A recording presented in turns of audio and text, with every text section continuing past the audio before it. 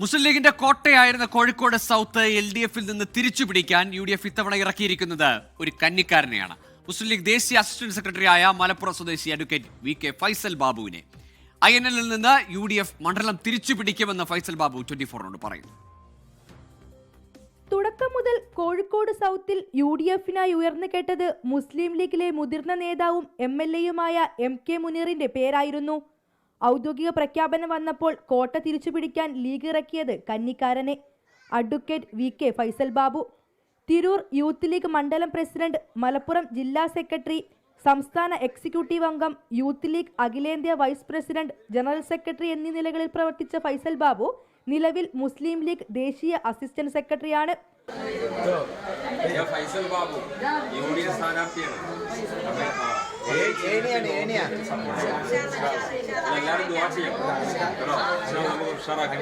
ഹൈക്കോടതി അഭിഭാഷകനായ ഫൈസൽ ബാബു രാജ്യത്തെ ന്യൂനപക്ഷ ദളിത് പ്രശ്നങ്ങളിൽ നിരന്തരം ഇടപെടുന്നയാളാണ്.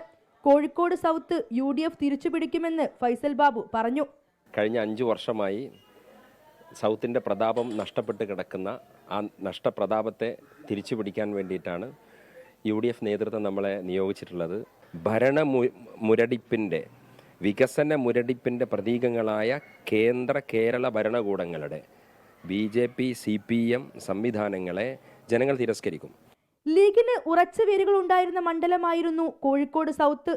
പിളർപ്പിനെ തുടർന്ന് INL രൂപീകരിക്കപ്പെട്ടതോടെ രാഷ്ട്രീയ സാഹചര്യം മാറി. 2011-ലും 2016-ലും ലീഗിന്റെ മുതിർന്ന നേതാവ് MK മുനീറിനെ തുണച്ച മണ്ഡലം 2021-ൽ UDF-നെ കൈവിട്ടു. അഹമ്മദ് ദേവർകോവിൽ MLA-യായി. INL-ലൂടെ LDF പിടിച്ചെടുത്ത മണ്ഡലം തിരിച്ചുപിടിക്കുകയാണ് ഈ കന്നിക്കാരന്റെ ലക്ഷ്യം. കോഴിക്കോട് സൗത്തിൽ കന്നി അംഗത്തിനിറങ്ങുന്ന അഡ്വക്കേറ്റ് ഫൈസൽ ബാബു വലിയ ആത്മവിശ്വാസത്തിലാണ്. ഇത്തവണ കോഴിക്കോട് സൗത്ത് UDF നേടുമെന്നാണ് വിശ്വാസം. ക്യാമറാമാൻ അനൂപിനൊപ്പം വർഷ ഗിരീഷ്, 24 കോഴിക്കോട്.